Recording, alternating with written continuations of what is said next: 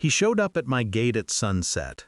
The same man who used to bark orders across the dining table now stood trembling in a cheap suit, clutching a folder like it was holy scripture. "Sweetheart," he said, voice cracking, "we need to talk." I didn't answer. I just watched him. He looked smaller than I remembered, like a man who'd spent 2 years running from the ghosts I'd handed back to him.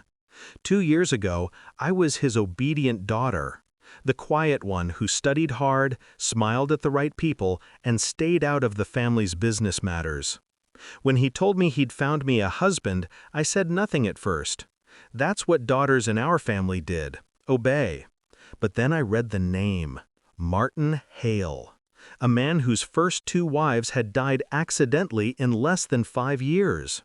Both cases ruled unfortunate coincidences. My father smiled when I hesitated. "He's powerful, wealthy, and wants to marry you. You should be honored." I remember my throat going dry. "And the dead wives?" He waved a hand. "Rumors.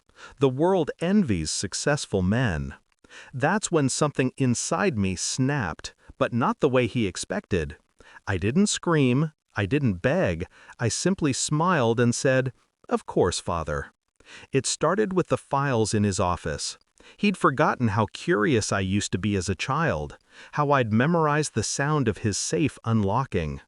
The night he announced the engagement, I waited until he left for his meeting and slipped into his study. Inside were contracts, wire transfers, and property records, all linked to Martin Hale. And deeper still, under false names, bank accounts that tied both of them to something uglier. Insurance payoffs from the dead wives.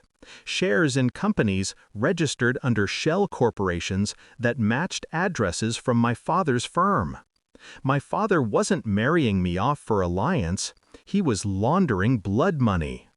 I copied everything. Photos, emails, account ledgers.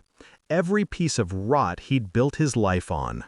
I hid it like evidence, encrypted, backed up, and timed to release if I disappeared.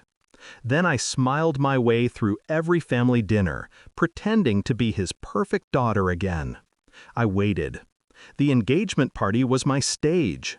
He'd invited everyone, politicians, partners, the same people who toasted him as a man of integrity. I wore the necklace he'd given me. Inside it, a tiny microphone. The signal went live as soon as I walked into the room.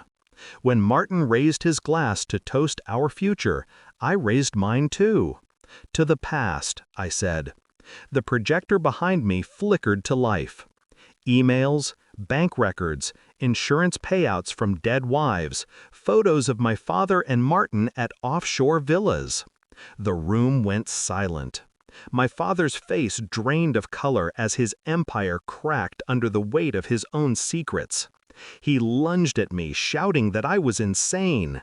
Security held him back as police officers stepped forward, quietly, calmly. I'd made sure they were invited too. By morning, his accounts were frozen. His firm raided. Martin fled the country. And I? Well, I finally breathed. That was 2 years ago. Now, standing at my gate, he looked like a ghost. His hair grayed, his voice rasped.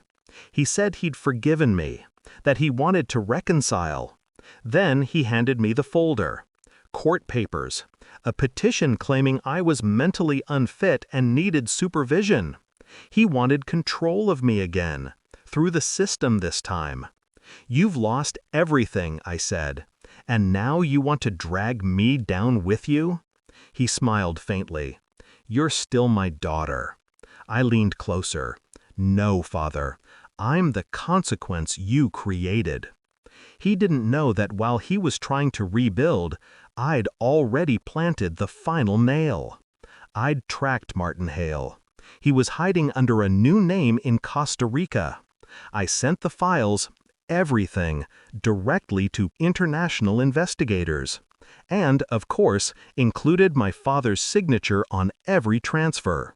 By the time he left my gate, his phone was buzzing. his lawyer, his accountant, his last illusion unraveling. I watched his face collapse as the realization hit him that he was truly finished. Again. I didn't feel joy. Not exactly. Just silence. The kind of silence that comes after a storm, when there's nothing left to destroy.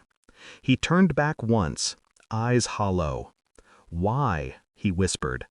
I didn't answer. He deserved the question to haunt him forever.